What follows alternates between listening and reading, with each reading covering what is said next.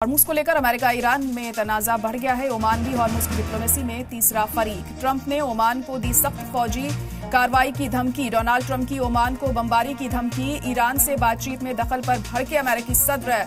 मस्कत ने दखल दिया तो अमेरिका करेगा बमबारी। हॉर्मुज को खोलने के लिए ईरान ओमान ने बातचीत। स्ट्रेट ऑफ हॉर्मुज को दोबारा खोलने की कोशिशें जारी। ओमान के साथ समझौते के करीब पहुंचा ईरान। अमेरिका ईरान बातचीत के मुस्तकबिल पर सस्पेंस बना हुआ है। जून को 60 दिन का एमओयू हो चुका है खत्म। अमेरिका ने पहले ही समझौते की खिलाफ वर्जी की है, ये ईरान का कहना है। वेस्ट एशिया में तनाव के बीच अमेरिकी सदर डोनाल्ड ट्रंप की एक धमकी फिर सामने आई है और जिसने दुनिया की तवज्जो खींच ली है। ट्रंप ने कहा है कि अगर ओमान अमेरिका और ईरान के बीच चल रही बातचीत में रुकावट बनता है तो अमेरिका ओमान के खिलाफ भी कार्रवाई कर सकता है।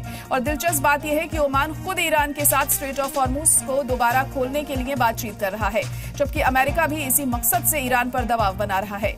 ईरान ने ओमान के साथ समझौते में पेशरफ्त का दावा किया है, मगर दूसरी तरफ अमेरिका ईरान बातचीत की 60 दिन की मियाद खत्म हो चुकी है और ट्रंप ने इसके एक्सटेंशन से इनकार कर दिया है।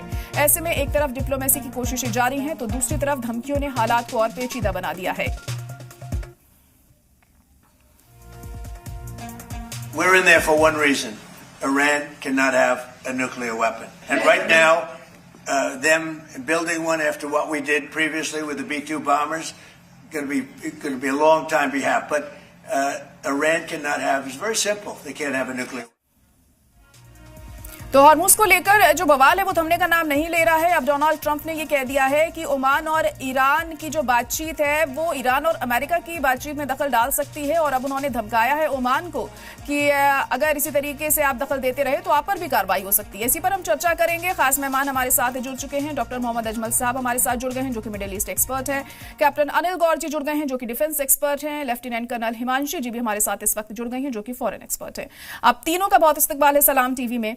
मोहम्मद अजमल साहब, पहले आप ही के पास में आना चाहूंगी। अब ट्रंप की इस धमकी को किस तरह से देखें? अब ओमान को वो धमकी दे रहे हैं कि अगर आप बीच में आए तो आप पर भी कार्रवाई होगी। जी शुक्रिया, बहुत बहुत शुक्रिया। देखिए, डोनाल्ड ट्रंप का जो ये अभी करंट स्टेटमेंट आया है ओमान को लेकर के, मुझे जाती तौर पर बहुत ताज्जुब है। वो इसलिए कि जब पहले मरहले की बातचीत मुज़ाकरात जब फेल हो गए थे और फिर उसके बाद जो है ये स्ट्रेट ऑफ हॉर्मुज पर अटैक हो गया था, ईरान ने अटैक किया था कुछ शिप्स को जो बगैर इजाजत के वहां से ट्रैफिक उसकी हो रही थी। तो उसके बाद जो ओमान बीच में आ गया था, मस्कत, जो एक सालिसी के तौर पर बातचीत को जारी रखा हुआ था और बातचीत बड़े अच्छे पैमाने पर चल रही थी, जिसमें ओपनली तो ईरान ने नहीं कहा था कि कोई बातचीत चल रही है, लेकिन अंदरूनी तौर पर बातचीत चल रही थी और जिसमें अमेरिका का भी पूरा उसमें जो है वो शराकतदारी थी इस बात में। लेकिन इस बातचीत के अंदरूनी तौर पर अगर ये इस वक्त अगर डोनाल्ड ट्रंप की ये धमकी आ रही है ओमान को लेकर के कि ओमान जो है स्ट्रेट ऑफ हॉर्मुज पर अपनी हिस्सेदारी को भी वहां पे वो एक तरह का कि मतलब बातचीत चल रही है अपने समझौते के लिए, तो ये डोनाल्ड ट्रंप की जो है ये एक अजीब कहानी है जिसको जो है यकीन करने से बिल्कुल बालातर है। इसको हम यकीन नहीं कर सकते, इसलिए कि ओमान जो है वो शुरू से ही इस बातचीत में शामिल है और जब वो बातचीत और तुर्की और मिस्र की जब बातचीत नाकाम हो गई थी, कतर की नाकाम हो गई थी, तो ओमान आगे आ गया था और बातचीत बड़े पैमाने पे चल रही थी और काफी हद तक मुज़ाकरात जो है कामयाब हो गए थे। लेकिन इस तनाजुर में अभी जो ओमान को एक धमकी मिली है इसकी तरफ से, देखिए यहाँ पर कहीं ना कहीं एक बार फिर जो ट्रंप का रवैया है वो तल्ख होता हुआ दिखाई दे रहा है और बार बार हम देख रहे हैं उनकी तरफ से ऐसी बयानबाजी सामने आ रही है और ये पहली बार नहीं है। और अभी पिछले दिनों भी उन्होंने इस तरीके से धमकी ईरान को दी थी। और हिमांशी जी भी हमारे साथ इस वक्त जुड़े हुए हैं। हिमांशी जी, आप किस तरह से देख रही हैं? एक दूसरे पर बयानबाजी देखिए लगातार जारी है लेकिन हल निकलता हुआ नजर नहीं आ रहा है। कैसे बढ़ेगी बातचीत आगे? नमस्कार, जय हिंद, जय हिंद। देखिए, अब अगर 18 अगस्त को हम देखें तो अब ये हॉर्मुज जो है ये अमेरिका वर्सेस ईरान नहीं रह गया है, बल्कि ओमान, कतार, सऊदी अरेबिया, इजराइल, हूती सब इसमें इन्वॉल्व हो गए हैं।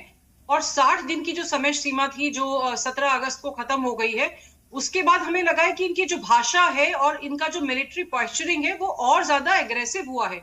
देखिए, हॉर्मूज का जो असली विवाद है वो तो अमेरिका की वजह से क्रिएट हुआ था, लेकिन इसको हम तीन स्तर पे देख सकते हैं कि ईरान जो है वो चाहता है कि भाई जो जहाज वहां से निकले उस पे ईरानी संप्रभुता को स्वीकार किया जाए। दूसरा, अमेरिका चाहता है कि भाई ईरान इसको एज अ लेवरेज इस्तेमाल ना करे। और तीसरा खिलाड़ी जो ओमान इसमें इन्वॉल्व हो रहा है वो ईरान और अमेरिका के बीच में काफी हद तक एक पारंपरिक मीडिएटर रहा है। इट इज वेरी शॉकिंग कि अमेरिका अपने अलाई को, क्योंकि ईरान का प्रॉक्सी नहीं है ओमान, तो अपने अलाई को अगर इस तरीके का एक धमकी दे रहा है तो that's a diplomatic shock for me. And देखिए, ये जो दोनों देश हैं ईरान और ओमान, वो कोशिश कर रहे हैं कि जितने भी पैसेंजर शिप्स हैं या जो कमर्शियल शिप्स हैं वो वहां से आराम से निकल पाए। लेकिन अमेरिका की जो धमकी है मुझे लगता है कि ये बहुत ट्विस्ट पैदा करती है, क्योंकि आप जहां शांति की वार्ता आपको करनी चाहिए आप वहां पर थ्रेट दे रहे हैं। और जो सलाला बेस है वहां पर अमेरिका को ओमान ने अपनी तरफ से जगह भी दी हुई है। सो द थिंग इज कि इस तरह की जो बात है तो वो मुझे लगता है कि ओमान पर एक दबाव डालने की कोशिश डोनाल्ड ट्रंप कर रहे हैं। वो चाहते हैं कि ईरान को किसी भी तरीके से डिप्लोमेटिक लेवरेज ना मिले और हॉर्मूज को जल्दी से जल्दी खुलवाया जाए। लेकिन इसका हो सकता है उनको उल्टा जो है रणनीतिक नुकसान पड़े, क्योंकि अगर ओमान को अमेरिका एज अ मीडिएटर इस्तेमाल कर सकता था तो उसको कॉन्फ्लिक्टेड पक्ष बनाने की क्या जरूरत है। और देखिए, इसमें अभी बहुत सारी घटनाएं, पूरा मिडिल ईस्ट एक साथ जुड़ा हुआ है। अब कोई आपका परमानेंट सोल्यूशन निकल नहीं रहा है, एक दूसरे को आप फेलियर का जिम्मेदार मान रहे हैं, बातचीत आगे बढ़ नहीं रही है। हुतीज ने बाबल मंदिर टोटली बंद कर दिया है, जो मुस्लिम अलायंस है एक नया वो उभर के सामने आ रहा है। तो चीजें जो हैं बहुत ज्यादा गंभीर हो रही हैं। पिछले जो ये हमारा वीकेंड गया है इसमें टोटल 17 जहाज निकले हैं, जहां से 150 जहाज निकलते थे। So the world is facing a serious LNG crisis, a serious LPG crisis. और देखिए, जो बेंट क्रूड ऑयल है वो 91.4 बैरल पहुंच गया है।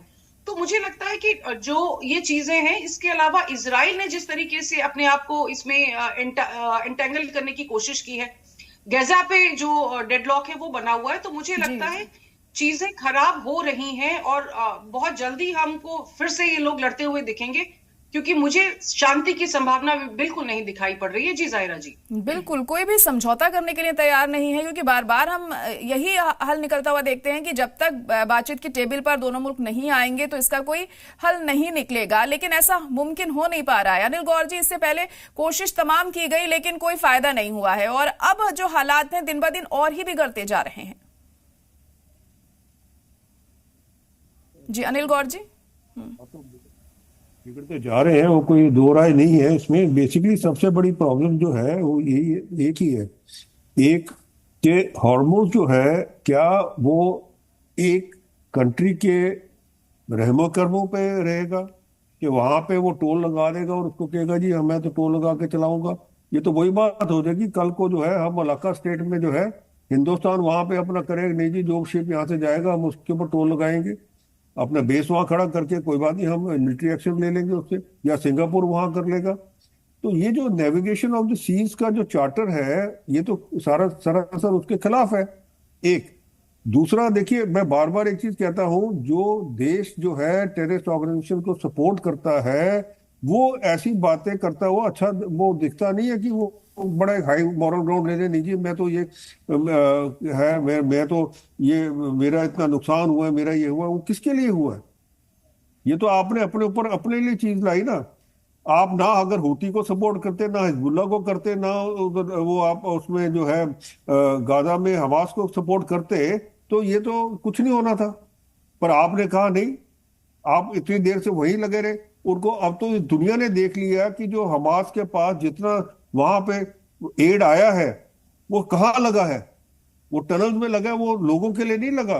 ना लोगों के कोई उधर हॉस्पिटल बनाने के लिए, ना उनके कोई एजुकेशन इंस्टीट्यूशन बनाने के लिए, ना उनको कोई उनकी जो है उनका कोई रहन सहन ठीक करने के लिए। वो लगा कहाँ? वो टनल्स में लगा, वो सारा वहां पे लगा। वो सारा का सारा ऑर्केस्ट्रेटिंग कौन है पीछे?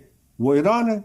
अब ऐसी स्थिति बन गई है, देखिए ईरान के अंदर भी अपनी मुसीबत बन रही है, क्योंकि ईरान का जो है उधर भी एम्बार्गो लगा हुआ है, खाने के पदार्थ उसके पास भी नहीं आ रहे, पर वो अपने उसमें अड़ा हुआ है। अब उसमें एक ही प्रॉब्लम जो दिख रही है मेरे को सबसे बड़ी, अगर ये लड़ाई फिर दोबारा, क्योंकि देखिए अमेरिका को कोई इतनी प्रॉब्लम नहीं है अगर आप उस हिसाब से देखें। उसके लिए ना वहां से तेल उसके लिए आ रहा है, ना उसका, अगर तेल की कीमतें बढ़ती हैं अमेरिका को फायदा है, क्योंकि अमेरिकन ऑयल जो है, गैस जो है, वो यूरोप जा रही है। वेनेजुएला का जो ऑयल है उसके ऊपर कब्जा किया हुआ है उसने, वो भी बिक रहा है। तो उसको इस हिसाब से इतनी प्रॉब्लम नहीं है। बाकी दुनिया को प्रॉब्लम है, यूरोप को प्रॉब्लम है, एशियन कंट्रीज को प्रॉब्लम है, हिंदुस्तान को प्रॉब्लम है कि भाई ये प्रॉब्लम जो है हमारे लिए खड़ी। साथ साथ एक वर्ल्ड प्रॉब्लम जो है वो फर्टिलाइजर की जो खड़ी हो रही है कि फर्टिलाइजर जो है दुनिया में नहीं मिलेगा, वो मिल नहीं रहा, और आने वाली जो पैदावार है वो कम होती जाएगी। तो एक जो सीमा है, देखिए एक सीमा है कि जिस तरीके से ईरान इसको लंबा खींचने की कोशिश कर रहा है और इसी में अड़ा हुआ है, नहीं जी मैं तो इसके ऊपर हार्मोन्स के ऊपर तो अपना वो लगाऊंगा क्योंकि मेरा इतना नुकसान हुआ, मैंने तो इसको पूरा भरपाई करनी है। जी बिल्कुल। अब देखिए उसके लिए दोनों जो ही है, मुल्कों की हम बात करें, दोनों ही अड़े हुए हैं, हम किसी एक की बात नहीं कर सकते हैं यहाँ पे अजमल साहब। देखिए अमेरिका भी लगातार देखिए खिलाफ वर्जी करता रहा है सीज फायर की। अगर हम ईरान की भी बात कर लें, ईरान भी कुछ चीजों पर अड़ा है, किसी एक की हम बात नहीं कर सकते। नहीं हूँ आपके साथ में। जी अजमल साहब जी, आप क्या जवाब देना चाहेंगे इसको? देखिए ईरान का स्ट्रेट ऑफ हॉर्मुज में जो कंट्रोल है, ये देखिए चीजें जो है वैसे ही नहीं स्टार्ट हो जाती हैं। जब नाइंसाफी शुरू होती है, जब डबल स्टैंडर्ड खेला जाता है और इस तरीके से एक मजबूर को ज्यादा परेशान किया जाता है, तो उनकी कैपेसिटी में जो चीजें होती है ना, फिर उसके ऊपर वो कंट्रोल करना शुरू कर देती है। अब देखिए ईरान के ऊपर 40 साल से 42 साल से उनके ऊपर सैंक्शंस था 1979 के बाद से लेकर के अब तक, और उसके बावजूद भी वो उस रीजन में सरवाइव किया। और जो खित्ते के ममालिक थे उनसे अच्छे बड़े रिश्ते थे, अच्छे रिश्ते थे, लेकिन उसके बावजूद भी ईरान के साथ, ईरान का जो है अमेरिका के साथ हमेशा ईरान ने कोशिश की कि अमेरिका के साथ ताल्लुकात खराब ना हो। जहां तक जो सैंक्शंस हैं उसके ऊपर वो नबूर्द आजमाया है, लेकिन और उससे ज्यादा हालात ना खराब हो। लेकिन और इसी दौरान जब कई बार मुज़ाकरात हुए और फिर डील भी हुई, न्यूक्लियर डील भी हुई 2015 में हुई, जिसको डोनाल्ड ट्रंप ने आकर के अपने पहले टर्म में उसको फाड़ के फेंक दिया, और तो वो जिसको बराक ओबामा ने किया था। अब इस तरीके अब जब फिर अब मुज़ाकरात शुरू हुए थे, और वही मामला जो था न्यूक्लियर का, किसके पास रहेगा किसके पास नहीं रहेगा, ये तो दोहरा मेयारी तो है, डबल स्टैंडर्ड ही तो है। तो अब उसके पास क्या चाह रहा था कि जब बातचीत के मेज पर, बातचीत के दौरान अगर उसके ऊपर अटैक हो और उसके साथ जो है नाइंसाफी की जाए और उसको जंग के मैदान में धकेला जाए और फिर उसको जबरदस्ती ऊपर अटैक किया जाए, तो अब उसके पास चारा क्या रह जाता है कि उसके पास यह स्ट्रेट ऑफ हॉर्मुज ही था, जिसके जरिए से वो अमेरिका को अब एक ऐसे मरहले पर ला सकता था जिससे इनके अच्छी तरह से बातचीत हो और मामला जो है दुरुस्त हो। यही वजह है कि ईरान ने जो है ये स्ट्रेट ऑफ हॉर्मुज को अपने कंट्रोल में लिया, और आज अमेरिका का जो वो हाल है जिसकी वजह से आज पूरी दुनिया परेशान है, पूरा साउथ एशिया और पूरा एशिया परेशान है।